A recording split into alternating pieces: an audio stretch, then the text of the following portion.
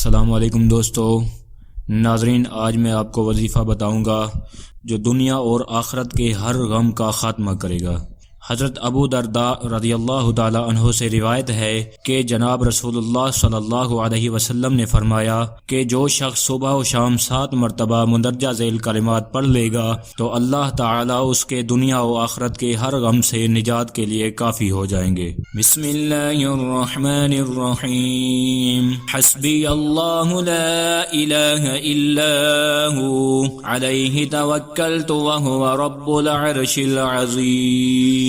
بسم اللہ الرحمن الرحیم، حسبی اللہ لا الہ الا ہو علیہ توکلت وہو رب العرش العظیم۔